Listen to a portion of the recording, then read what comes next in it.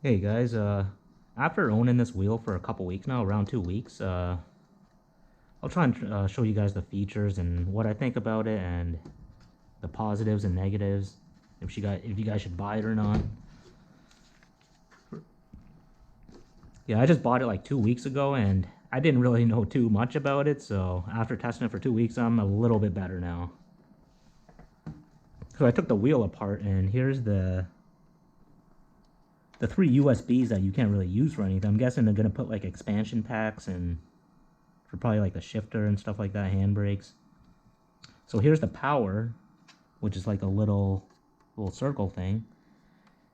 And I think this is like a micro USB or mini USB, or I don't know. It's one of those small USB connectors. And here's the fan right here, which sometimes I played for like over an hour and no overheating. It's not loud. It's pretty quiet. Well, it's definitely a lot quieter than the T300 that I was using earlier. So, in my opinion, it does look a little cheap, like the plastic feel. But who cares, man? You're playing a game. You're not looking at the damn wheels. So, I kind of agree with people that it does look kind of cheap. But I honestly think that Fanatic one, is it the CSL DD1 or something? The small one. I think that one looks uglier, to be honest, man. That one just looks ugly as hell. So this one's ugly, but not as ugly as the other one. So here's the quick release thing for the.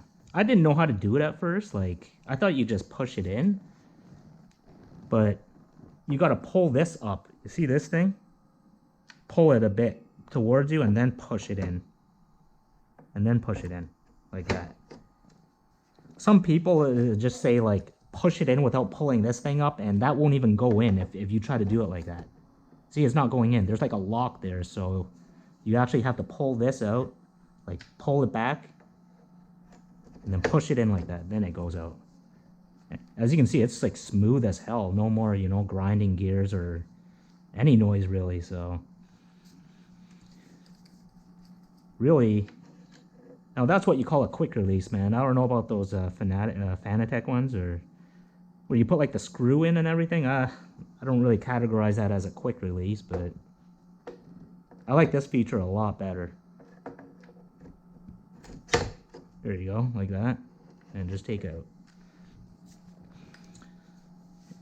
And here's the power button. That's one thing I like about this new wheel too, is you can like turn it off every time. Like all the other wheels I had, like I think I had the G25, the G27, and the T300 RS. There was never a power button on it. All you do is like plug and unplug, but this you can turn it off. So what I recommend you do is press this power to turn it off and then unplug the wire, because if you leave the wire plugged in, the fan will keep blowing on it. So even if this is turned off, like with the power button, so. And here's the LEDs. You can't really see it, but there's like 10 different LED markers you can use for your shift light indicators and stuff like that. And there's an LCD. There's no power into it, so you can't really see it right now. So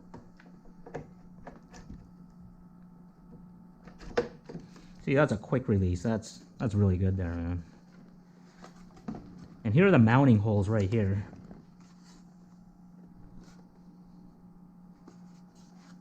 I'm only using these two down here. These two mounting holes. Because I'm using an Obado Ozone and I can't really use this one right here. So I can only do 2 mounts, but it's really stable too, so. And the power buttons right here. Here's like the LCD buttons where you can choose to see what you want on the LCD and stuff like that. So I can't really do it with no power on here, so I'll show you next time I go and put it on the rig. So the paddle shifts are pretty good. Like here's the analog shifters. I don't know if people use that for like brake and gas and stuff like that, maybe, or clutch for like F1 cars, but I never really use that. So, and it's got like an analog here too. Some nice movement if you can hear the clicks. I'm going around in circles right now, so it's.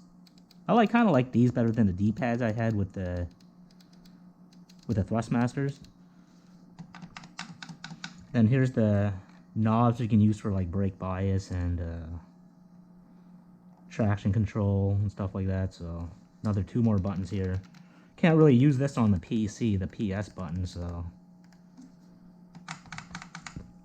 Alright, so that's what the outside looks like. So I'm going to put it back on my rig and I'll get back to you on my next segment.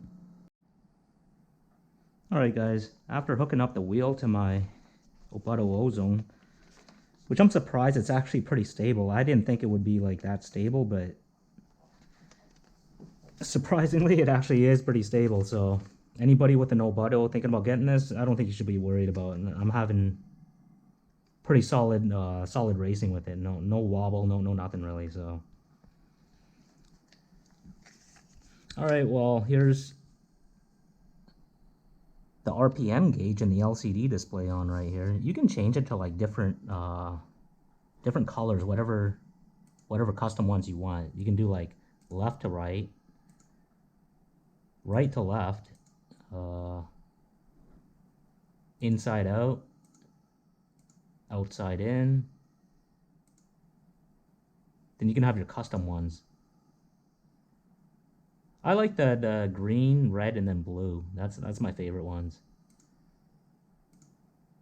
Like this one. This is probably my favorite one. 3 greens, 4 reds, and 3 blues. That's probably the best one I can think of. So yeah, you can do a lot of configurations with this.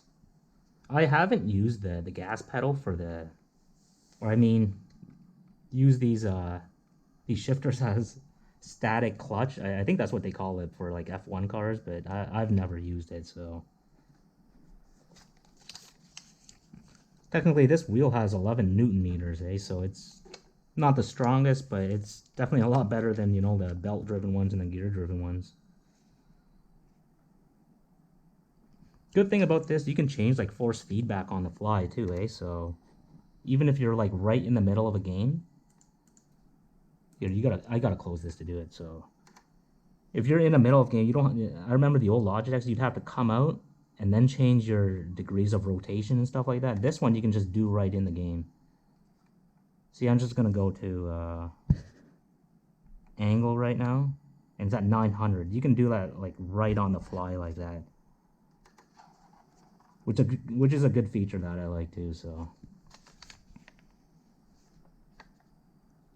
It also has that true force, which, I don't know, I think it's actually pretty good. So anybody looking to try out any of the true force games, it's actually pretty good. So technically the wheel has 300 millimeters on full rotation like that for 300 millimeter size rim. So a lot bigger than the G25s, almost the same size as the Thrustmaster Alcantara that I have. It feels pretty good in your hands too, and pretty good clutch paddles. I don't know, with paddle shifting too. The analog stick seems like it's all right, not too bad or anything like that. Like, yeah, look how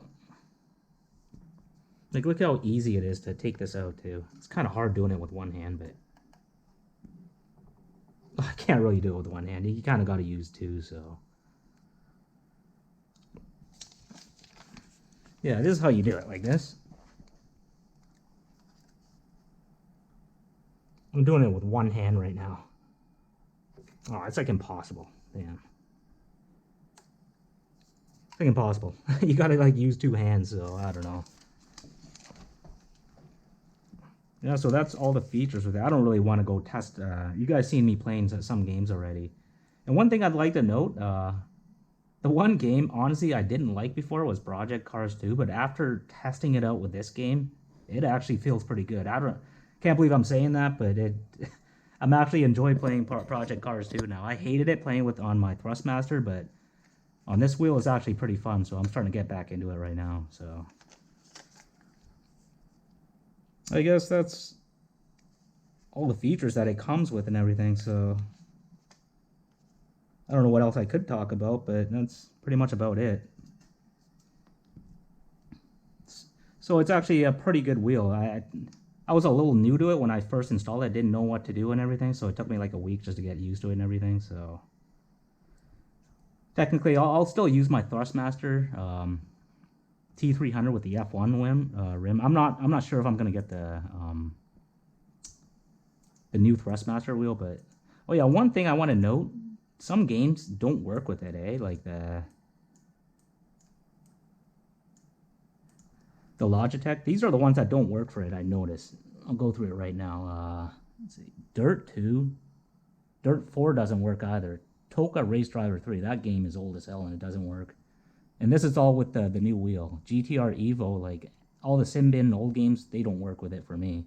It could be because I'm using the TLCMs instead of the Logitech pedals, so that might have something to do with it. But Grid Autosport doesn't work. Forza Horizon 4 doesn't work either. And that game's crap anyways. I don't even know why people like playing that Forza garbage, man. But that doesn't work either. World Rally Championship 7 works.